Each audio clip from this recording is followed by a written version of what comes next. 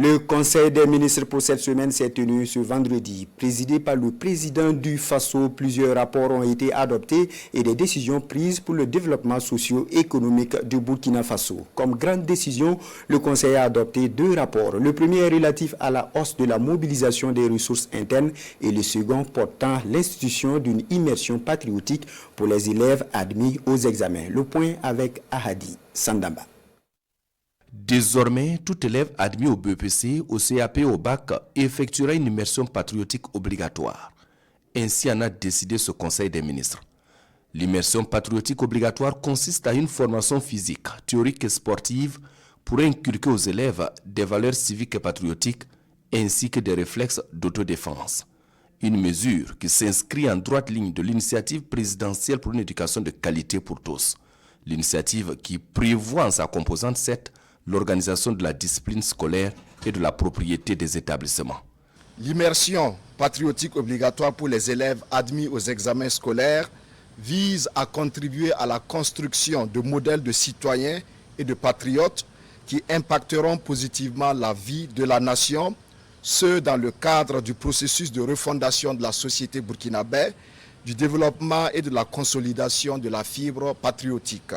La phase pilote de cette initiative va concerner les élèves admis au baccalauréat. Elle débutera cette année même à l'issue des prochains examens scolaires.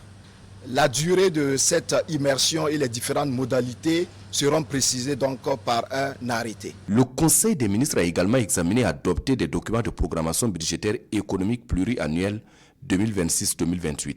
L'adoption de ces documents va permettre au gouvernement de faire des projections dans les 3 années à venir, prendre en compte les priorités du moment ainsi que les tendances au niveau de l'économie mondiale et régionale en vue d'aboutir à la planification au niveau national. Ce document de planification a été élaboré en tenant compte d'un certain nombre de priorités, notamment la reconquête du territoire, l'autosuffisance alimentaire, la construction des infrastructures routières et également le développement du capital humain, et ensuite la relance de l'industrie et la bonne gouvernance. Et nous avons également tenu compte d'un certain nombre d'hypothèses.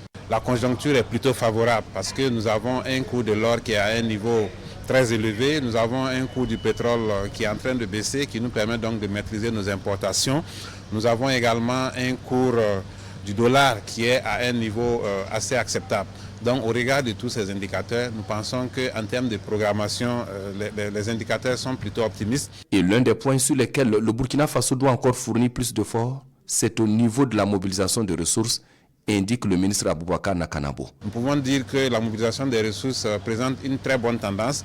Nous sommes passés de 3 000 milliards de ressources mobilisées en interne à 3 200 de 2024 à 2025 et en 2026 nous projetons 3 500 et cela va être bien sûr le résultat des différentes réformes que nous avons engagées, notamment la digitalisation des procédures de recouvrement et également la digitalisation du foncier, parce que sur l'année 2026, nous allons beaucoup mettre l'accent sur la collecte et l'optimisation des impôts fonciers, ce qui va permettre donc d'optimiser de façon globale la collecte des ressources. À ce conseil également, il a été présenté une évaluation de la dépense fiscale constituée de l'ensemble des exonérations accordées et des instructions ont été données pour une meilleure maîtrise de ce volet et pas que.